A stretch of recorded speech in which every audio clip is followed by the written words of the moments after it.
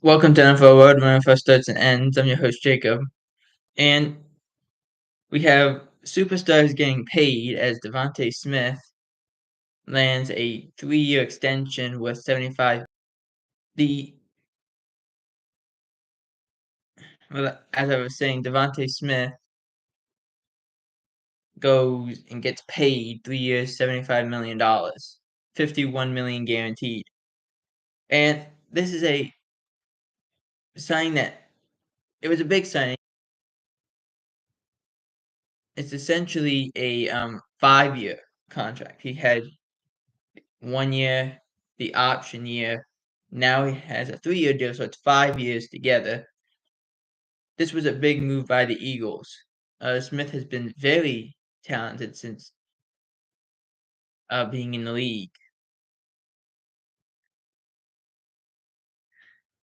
and this is what a smart team would do in this situation.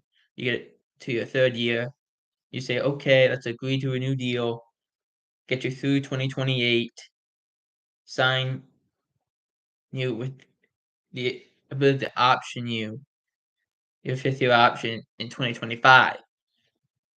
It's a great deal. 25 million a year. The difference between a Devonta Smith in this situation and a Justin Jefferson, a CeeDee Lamb is they're in their 5th years. Okay? 5 years. They are trying to as you look at it, they are the key factors of why their team is really talented. They are the number one receivers. Devonta Smith isn't, but he's gonna get paid like one. That's the way the system works. It goes on and says Smith is due $6.4 million in 2024, the final year of his rookie deal. The 5th-year option, meanwhile, is estimated at $15.5 million. Now, why I brought up Justin Jefferson and CeeDee Lamb is because those guys are probably going to wait till actual workouts before they get paid, or they have to hold out to force these teams to pay, because that's something they have not done, and they gotta kind of force the hand of the owners to do something. The case for CeeDee Lamb, it's probably going to consist of him going and say, "Hey, we gotta figure this out." And it goes for a lot of players in Dallas that's going to be the situation moving forward. For Justin Jefferson, I would assume it's a similar thing. I'm going to threaten a holdout or hold in and want my pay. Give me my money. I had one of the best years of my career, and I've had a great career so far, and you need me here. Yes, you let go of my quarterback, but you need me here, so pay me what I'm owed. Unless you can't, in which case now we have to deal with that. But in the case of a CeeDee Lamb, it's more of your owner chooses not to, and then all of a sudden they find a couple millions of dollars underneath the seat cushions. That's what they do. So maybe that's the route they go, but Devonta Smith gets paid. Another player that got paid, another superstar, is DeForest Buckner. DeForest Buckner, one of the best interior defensive linemen, very talented.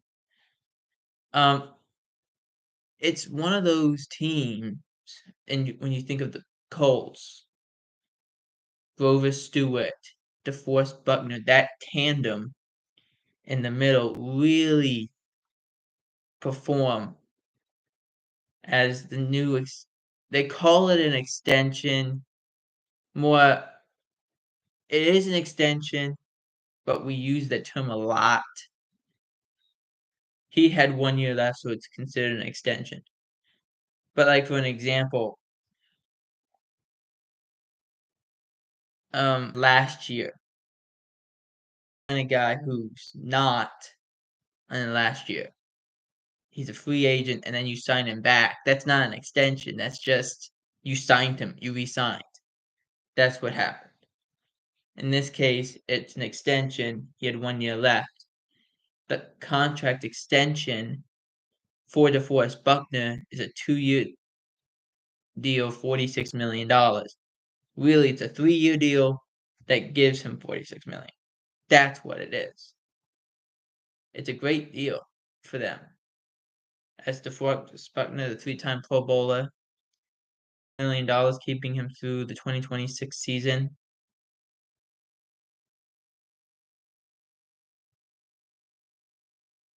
The Colts, that DeForest has been one of the best players. And yes, we will talk about the Seahawks momentarily. But DeForest Buckner will go and do these things, and he's as talented as you can come. But in the last 4 years, he's shown that he's been a premier defender. He's been awesome. He's one of the pillars of the locker room. Very important for those guys to be around. And keeping him around is very important. That's the best thing that the Colts could have done. It took them 2 years and $46 million to do it, but it's done. For the Seattle Seahawks going in for next year, yeah, it's Seattle's had a very quiet offseason. But that's not bad. That's a good thing at times. And for Seattle, they've quietly gotten better. You had a situation at quarterback. You said, okay, Geno Smith had a great year last year. This year he was not as great. Let's try and push him. Let's trade for Sam Howell. All right, not exactly the best choice. Let's see what we can push him. Let's bring back Tyler Lockett. Let's go, and we know our offensive line can be an issue at times, so let's try and fix that. Our defensive line, we can fix a little bit. My concern is mostly the linebackers. Losing both Wagner and Brooks is a massive issue, I think. Even if you draft somebody, that's an issue for me. But I like the team. I really think they can go far. And because I think they're the only threat. And that's true as well, a very new coaching staff. Though I'm interested. I'm very interested. It's when the free agency started, Mike McDonald left for from the Ravens and went to Seattle. I thought Patrick Queen would go with him, and that didn't happen. I was shocked by that. Yes, but Jerome Baker, I forgot about that. He went to Seattle.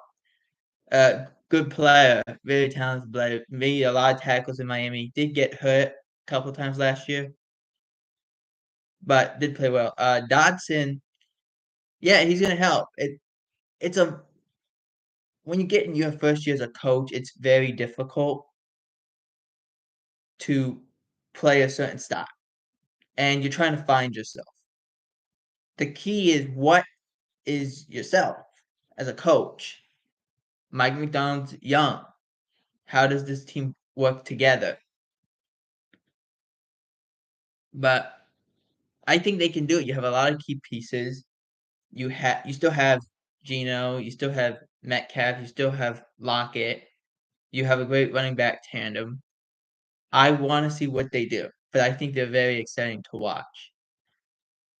Do they make the playoffs? They're on the outside looking at this point. Maybe they do something in the draft that makes me change my mind on that. But I think they'll be one of the better teams in the league, which will shock a lot of people. But I thank you for the question. Moving on to as some voluntary workouts have happened.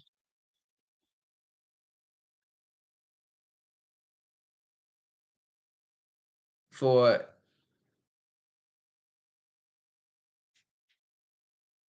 some teams, I should say.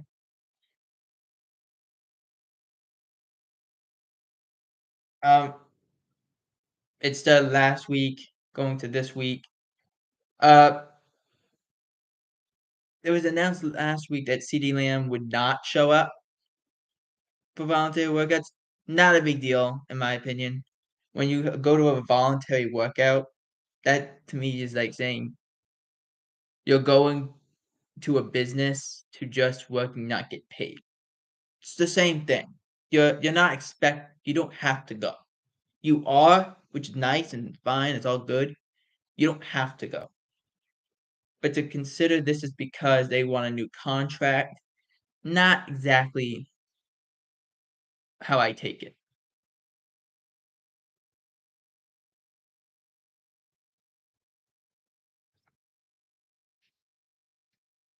Um,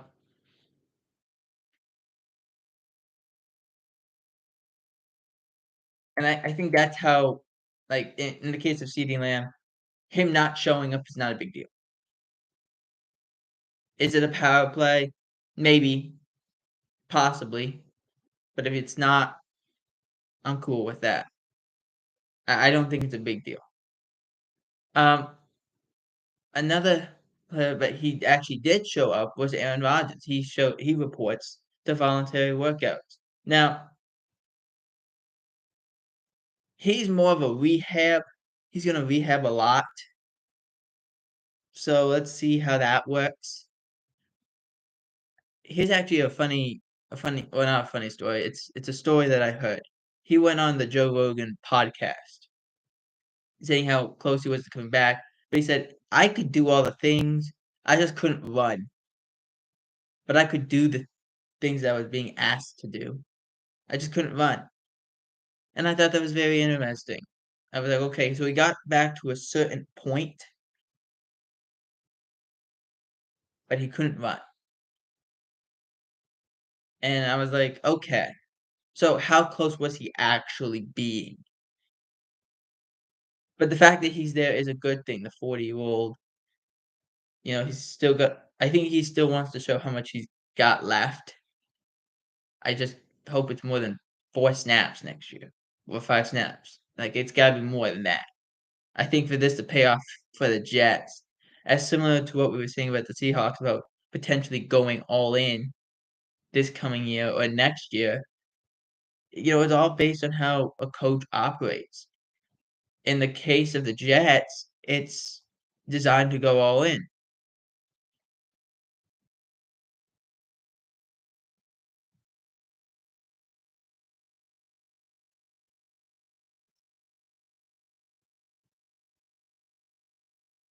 It's designed to go all in. Like, if you don't do these things and you don't get to a certain place, does it actually work?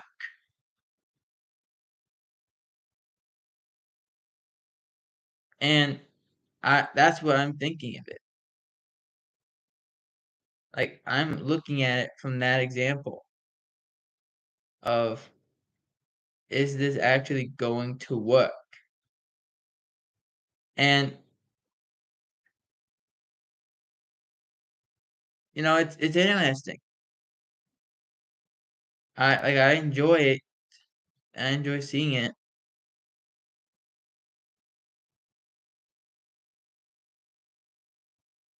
But, at the end of the day,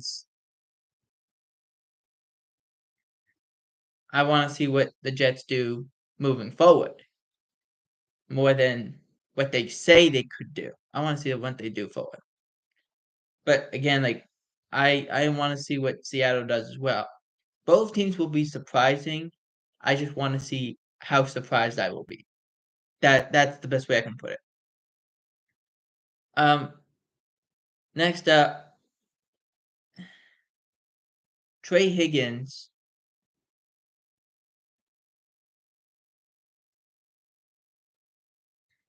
of the Cincinnati Bengals was talking about his future. Not Trey Higgins, excuse me, T. Higgins was talking about his future with the Bengals following a trade request he made about a month ago, and Higgins was saying that he doesn't anticipate anything to happen. In fact, he expects to play for the Bengals next year. Higgins' desires to stay in Cincinnati is nothing new.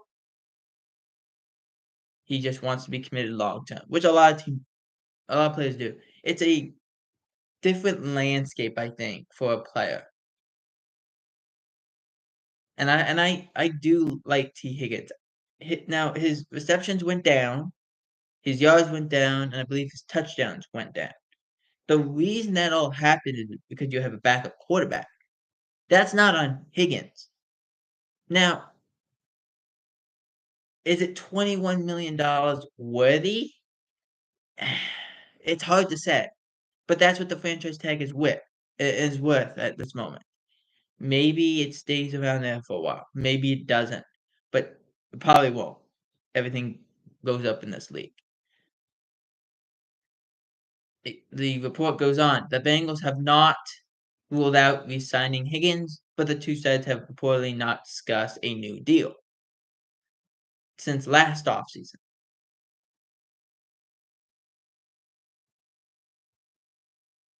It's when you have a talented player like Higgins or any of these young wide receivers that want to get paid, like they're going to get paid no matter what. They just want to be.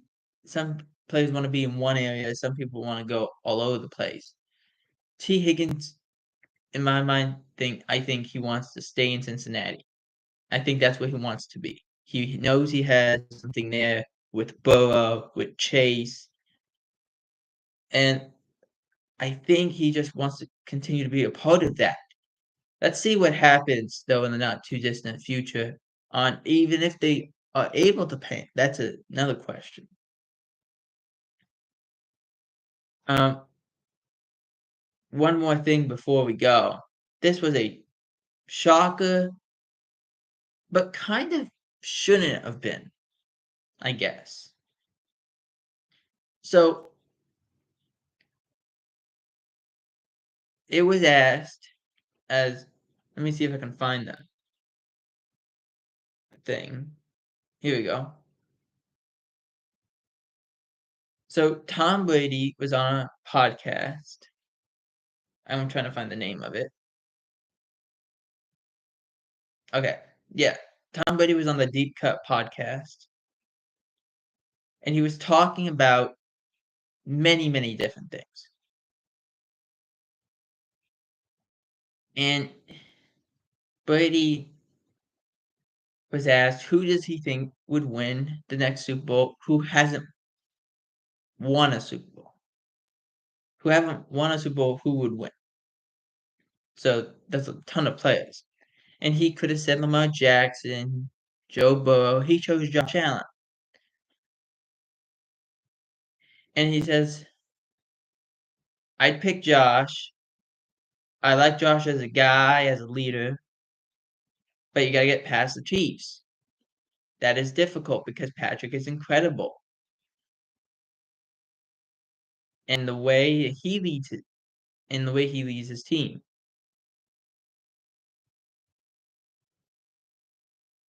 It continues on about how Allen and Brady have this relationship and how they operate moving forward and how Brady played against Josh when he was when Brady was in New England and Josh was in Buffalo. It and I will say, okay, was that a shocker? No. The shocker part was during that he said he wouldn't rule out a return at 46 or 47 years old. That was the shocker. And wonder, I really do wonder, is Josh or is like him choosing Josh meaning more of I don't think I should come back, or is him saying that I've considered coming back, but It's not gonna happen. Now, the hardest thing to tell a player is when they're done, and you can't play anymore. The hardest thing. It's the worst thing you can do to a player. Is that when a player is convinced that they're not done and telling them, "No, you're done. You don't have any more. You can't give anymore." That's Tom at this stage. He can't give anymore as much as he wants to. Peyton Manning said this, I believe, in his last press conference that he had as a player, or when he had retired. He said, "My it's so strange. My mind tells me I can still do this, and I see the game, and I can watch the game, and I understand the game, but I can't physically do it anymore." Drew Brees is the same way. Drew Brees has not been able to throw with his right arm, like, he has to use his left arm. Mentally, he probably thinks he could still do it. Physically, he can't. Tom is at that stage of his life where, yes, I can mentally do it. I know I can do this. Physically, it's just not I'm not there anymore. Maybe if I took a year off, I am, but to me, and the thing that we had saw was the 3 teams that he would be willing to go for was San Francisco, the Raiders, and the Patriots. That's what he said. Um, None of them are extreme shockers. Obviously, he had a really like, he played in New England forever, and then he goes and plays in, his childhood team was San Francisco. Now he owns owns a piece of the Raiders, so that's not a shocker. Um, Here's why this is completely false, though. Why this won't happen. Since Tom Brady is an owner, even though he hasn't exactly been called an owner yet, because the 24 owners have to agree to pull him in to their little circle. As soon as they do that, now 24 owners have to say, okay, now, yes, you can go and be a player again. That's how that works. If they don't do that, it doesn't matter. At this stage, he's in the process of, so maybe it wouldn't be as big of a deal. But to me, 46, eh, no, I'm good. I mean, I know you're trying to catch and be one of the oldest players to throw a touchdown, but at this point, it's not worth it. Thank you to all who gave me questions to actually answer this week. I encourage you to continue to do that. Uh, as moving forward, I would prefer doing that mostly, especially when we work through our way through the off season. Um, One of the things I'll be doing probably next week will be a mock draft that actually me and my brother have been working on the What a Play podcast. So we'll probably do that on here on Monday or Wednesday of next week. So just uh, look for that. And if any other news happens, we'll break it down before the draft. We'll probably do a video on after the first day of the draft. So just be looking out for that. For NFL World, I'm Jacob Hebert. Out.